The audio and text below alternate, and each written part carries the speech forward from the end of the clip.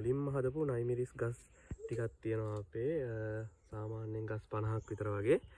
ඒ ටිකේ අද නයිමිරිස් කඩන්න යන්නේ. මෙතන මේ ඉදෙන්න තියලා තියෙන්නේ නම් මේ ඊළඟ වගාවට අපිට බීජ ගන්න තමයි ඒ ඉදෙන්න තියලා තියෙන්නේ. තාත්තා කඩෙන්කින් අහලා අවිල්ලා තිබ්බා ගේන්න කියලා තිබ්බා කිලෝ එකක් විතර. බලමු සමහරට කිලෝ එකකට වැඩි වෙන්නත් පුළුවන් අඩු වෙන්නත් පුළුවන්.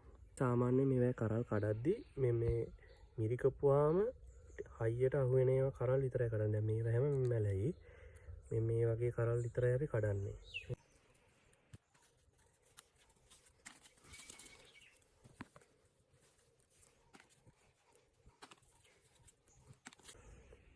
තව මේ ගස් 10ක විතර කැඩුවේ.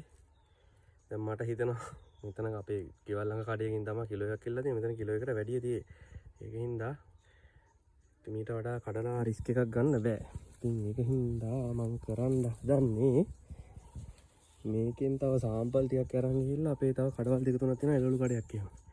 ඒගොල්ලෙන් ගනුත් ගන්නවාද කියලා අහලා ඇවිල්ලා ඊටු ටික කඩන්න තමයි හිතුවේ. බලමු මේ ටික අරන් ගිහිල්ලා.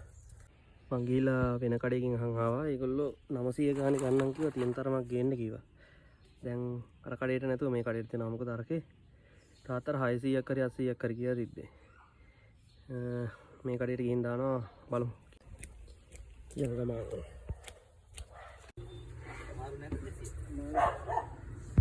2600ක් හම්බුණා. කිලෝ 2යි 900යි තිබ්බේ.